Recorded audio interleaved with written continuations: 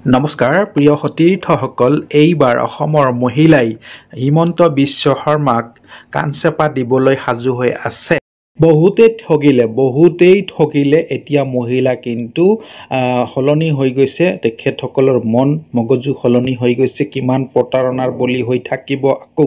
যোৰহাটত হিমন্ত বিশ্ব শৰ্মাই কি নকৰিলে, নাচিলে, চাইকেল চলালে, খোজ কাঢ়িলে, এতিয়া থাকিল গান গাবলে।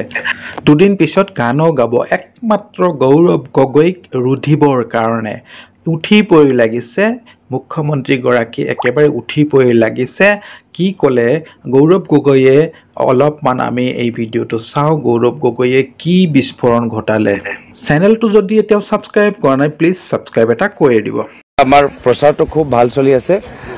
আজিৰ তাৰিখত আমাৰ অসমৰ মহিলাসকলে এটা সিদ্ধান্ত লৈছে যে এইখন চৰকাৰে তেওঁলোকক ফৰ্মৰ ৰাজনীতি জৰিয়তে যথেষ্ট ভুৱা প্ৰতিশ্ৰুতি দিলে আৰু বহুত তেওঁলোকৰ সময় নষ্ট কৰিলে। হিতাধিকাৰী বাস্তৱভাৱে হিতাধিকাৰী নহয়, তেওঁলোকৰ হাতত ফৰ্মৰ বাহিৰে আৰু একো নাই। এটা পিছত এটা ফৰ্ম দিয়ে আৰু তাৰপিছত ফৰ্মৰ পিছত 3 মাহ ৰৈ থাকে আমাৰ মহিলাবোৰ, আকৌ নতুন ফৰ্ম দিয়ে, তাৰপিছত 3 মাহ ৰৈ থাকে, আকৌ নতুন ফৰ্ম দিয়ে। তো এতিয়া আমাৰ অসমৰ মহিলাসকলে কৈছে যে এনেদৰে আমাক দৰাই থাকিলে নহ'ব। অসমৰ মহিলাসকল এইবাৰ এইখন চৰকাৰক ভালকৈ এটা শিক্ষা দিবলৈ বিচাৰে। যিদৰে আমাৰ ঘৰৰ ভিতৰত যদি এজন ল'ৰাই অলপ বেছি দুষ্ট হয়, তেতিয়া আমাৰ আইসকলে কেতিয়াবা আমাৰ কাণ চেপি দিয়ে। এতিয়া সেইটোৱে এবাৰ অসমৰ মহিলা কৰিবলৈ গৈ আছে। এইখন বিজেপি চৰকাৰৰ অন্যায়ৰ বিৰুদ্ধে তেওঁলোকৰ কাণ চেপিবলৈ গৈ আছে।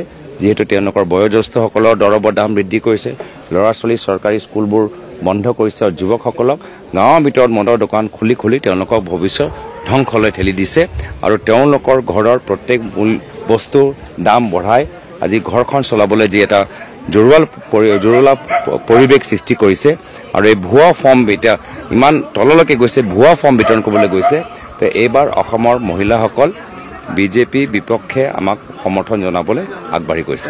তো এইটো তেওঁ কৈ থাকক। মোৰ মতেতো তেওঁ আৰু অলপ কষ্ট কৰিব লাগিব। এতিয়া চাওক, তেওঁ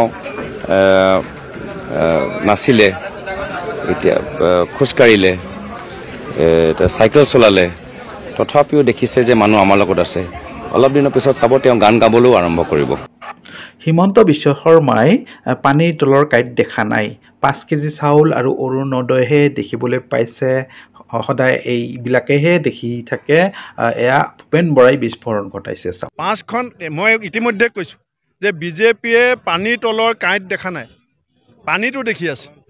অৰুণোদয় 5 কেজি চাউল দেখি আছে, পানীৰ তলৰ কাঁইট দেখা নাই। পানীৰ তলৰ কাঁইট বেলট বাকচত দেখিব আৰু বাকচ যেতিয়া খুলি ভোট গন্তি হ'ব তেতিয়া দেখিবলৈ পাব। মোৰ বিশ্বাস যে বিজেপিক অসমৰ মানুহে ARDF-ৰ লগত মিলি এই দুটা সাম্প্ৰদায়িক শক্তিক বিদায় দিবৰ কাৰণে ইতিমধ্যে সিদ্ধান্ত গৈছে। 100% জিকিব। গৌৰৱ গগৈ, ৰকিবুল হুছেইনক যদি অসমৰ মানুহে হৰুৱায়, ৰাইজে হাতৰ কুঠাৰ ভৰিত মৰা হ'ব। ৰাইজে এই কাম কেতিয়াও নকৰে। এই বতৰত অসমীয়া জাতিয়ে নিজক দুৰ্বল কৰিবৰ কাৰণে সিদ্ধান্ত ল'ব নেকি?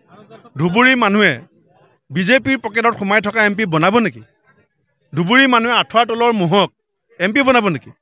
মই দেশৰ প্ৰধানমন্ত্ৰীক এষাৰ কথাই ক'ম যে আপুনি 14 চনৰ পৰা, নৰেন্দ্ৰ মোদী ডাঙৰীয়াই 14 চনৰ পৰা আমাক বহুত প্ৰতিশ্ৰুতি দিছিলে। চব প্ৰতিশ্ৰুতি আপোনালোকৰ মনত আছে। নিবনুৱা সমস্যা, জনজাতিকৰণৰ কথা, চাহ শ্ৰমিকৰ কথা, বানপানী গৰাখহনীয়াৰ কথা। আপুনি যে প্ৰতিশ্ৰুতি পূৰণত ব্যৰ্থ হ'ল, আপুনি অসম মাতৃৰ চৰণ চুই অসমীয়া ৰাইজক ক্ষমা খোজক যে মই প্ৰধানমন্ত্ৰীৰ 10 বছৰৰ কাৰ্যকালত অসমৰ মানুহক দিয়া প্ৰতিশ্ৰুতি ৰক্ষা কৰিব নোৱাৰিলোঁ, অসম চুক্তি ৰূপায়ণ কৰিব নোৱাৰিলোঁ। গতিকে ৰাইজক ঘৰে ঘৰে গৈতো ক্ষমা খোজা সময় নাই। অসমৰ ভূমি স্পৰ্শ কৰি অসমীয়া জাতিক তেওঁ ক্ষমা খোজক।